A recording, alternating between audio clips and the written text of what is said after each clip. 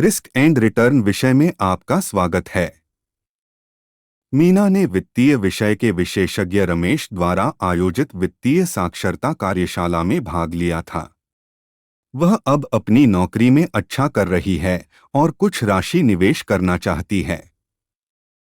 हालांकि वह किए जाने वाले निवेश और अपेक्षित रिटर्न को लेकर चिंतित है। वह फिर से श्री रमेश से सलाह लेती है। हेलो मीना, मैं आपकी मदद कैसे कर सकता हूँ? हेलो रमेश जी, मुझे कुछ पैसे निवेश करने के लिए आपकी मदद की आवश्यकता है। यह अच्छा है। क्या आप निवेश के साथ आने वाले जोखिमों और रिटर्न के बारे में जानते हैं? जोखिम और रिटर्न, इसका क्या मतलब है?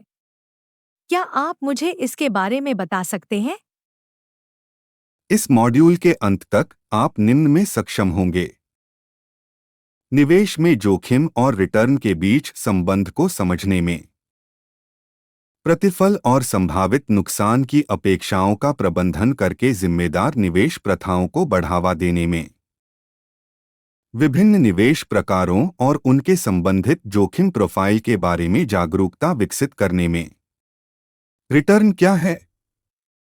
निवेश करने के बाद जब संपत्ति के मूल्य में वृद्धि होती है, उस मूल्य को रिटर्न कहते हैं। रिटर्न के प्रकार। रिटर्न दो मुख्य प्रकार में आ सकता है: आय और पूंजी मूल्य वृद्धि। आय यह नियमित भुगतान को संदर्भित करता है जो आप अपने निवेश के दौरान प्राप्त करते हैं, जैसे कि स्टॉक से लाभांश या फिक्स्ड डिपॉजिट से ब्याज। पूंजी मूल्य वृद्धि यह समय के साथ आपके निवेश के मूल्य में वृद्धि को संदर्भित करता है। जब आप इसके लिए भुगतान की गई से अधिक के लिए अपना निवेश बेचते हैं, तो आप इसे कमाते हैं। मान लें कि आप इक्विटी स्टॉक में 500 रुपए का निवेश करते हैं। आपको 10 रुपए आय का वार्षिक लाभांश प्राप्त हो सकता है। अगर आप साल के अंत में अपने शेयर 550 रुपए में बेचते हैं, तो आपको 50 रुपए का पूंजी लाभ मूल्य वृद्धि होता है। दोनों को मिलाकर साल के लिए आपका कुल रिटर्न 60 रुपए, 10 रुपए प्लस 50 रुपए है। यह आपके 500 रुपए के शुरुआती निवेश पर 12% का रिटर्न है। अब 500 रुपए के फिक्स्ड डिपॉजिट निवेश पर विचार करें। आपको सालाना 30 रुपए का ब्याज मिल सकता है।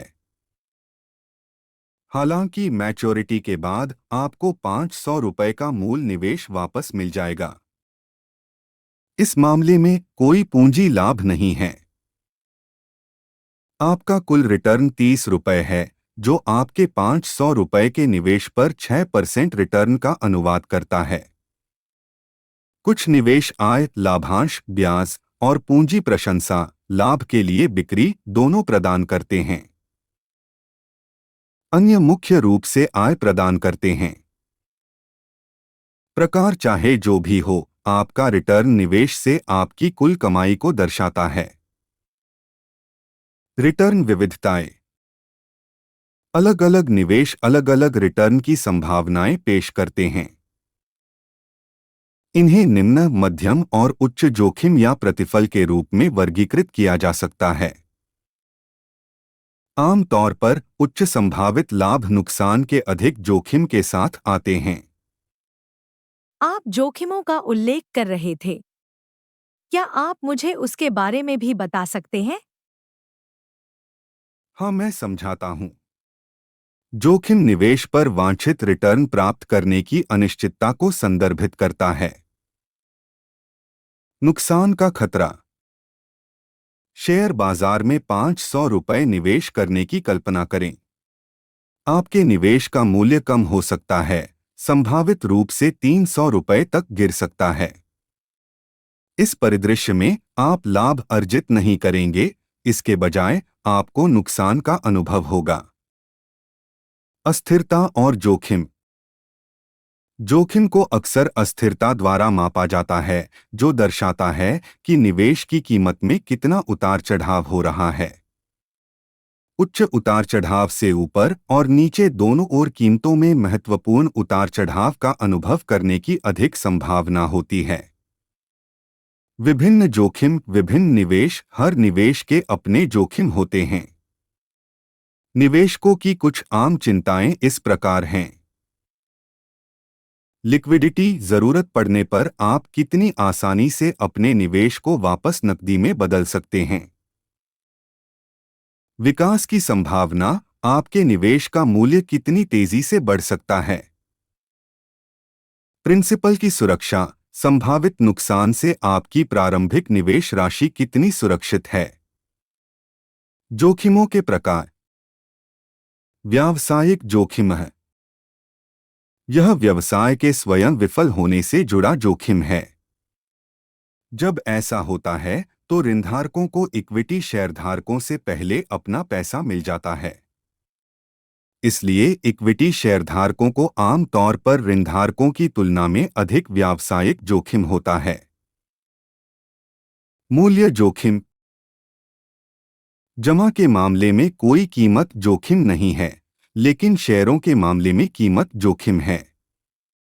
आपको पैसे खोने का खतरा नहीं हो सकता है, लेकिन इस बात की संभावना है कि रिटर्न की दरों में उतार चढ़ाव आ सकता है। यह रिटर्न की दरों में उतार चढ़ाव से उत्पन्न हो रहा है।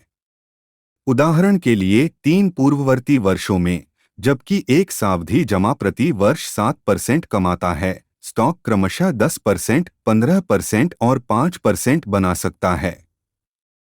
महंगाई का जोखिम। मुद्रास्फीति, इन्फ्लेशन के जोखिम का मतलब है कि समय के साथ वस्तुओं और सेवाओं की लागत बढ़ सकती है। इसका मतलब है कि आपका पैसा भविष्य में कम खरीदता है। जब कीमतें बढ़ती हैं तो निवेश पर वास्तविक रिटर्न कम हो जाता है। निश्चित आय निवेश जैसे एफडी का एक सेट रिटर्न होता है। यदि मुद्रास्फीति बढ़ती है तो आपके पास वास्तविक रिटर्न कम होता है, क्योंकि आप पैसे के साथ कम खरीद सकते हैं। स्टॉक दूसरी ओर मुद्रास्फीति के साथ बढ़ सकते हैं, क्योंकि उनके मूल्य समय के साथ ऊपर जाते हैं। तरलता जोखिम। इसका मतलब है कि आप आसानी से अपना निवेश नहीं बेच सकते हैं और अपने पैसे को जल्दी से वापस नहीं ले सकते हैं। आपको अपनी इच्छा से कम में बेचना पड़ सकता है। उदाहरण के लिए, रियल एस्टेट को जल्दी से बेचना मुश्किल हो सकता है। ब्याज दर का जोखिम। जब ब्याज दरें बदलती हैं तो बॉन्ड की कीमतें भिन्न हो सकती हैं। उदाहरण के लिए, मान लीजिए कंपनी एक्स ने सीरीज 1 को 7% पर जारी किया है। आपने इसे 3 साल पहले खरीदा था और निवेश परिपक्व होगा, मान लीजिए 7 साल बाद।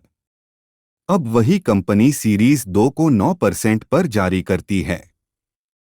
क्या करेंगे आप? आप सीरीज 2 में निवेश करना चाहेंगे, लेकिन आपके पास पैसा नहीं है। तो आप क्या करेंगे? आप सीरीज 1 बेचना चाहेंगे और सीरीज 2 खरीदना चाहेंगे। आपकी तरह कई लोग सीरीज 1 बेचेंगे। जब ऐसा होगा तो सीरीज 1 का मूल्य गिर जाएगा। ब्याज दर को जोखिम में डालने के कारण परिपक्वता से काफी पहले बॉन्ड के मूल्य में यह गिरावट ब्याज दर जोखिम कहलाती है। ऋण जोखिम। जोखिम यह है कि जिस कंपनी में आपने निवेश किया है वह ब्याज नहीं दे सकती या मूलधन नहीं चुका सकती। ऐसा तब हो सकता है जब उधारकर्ता वित्तीय कठिनाई का सामना करता है, दिवालिया हो जाता है या बस भुगतान न करने का विकल्प चुनता है।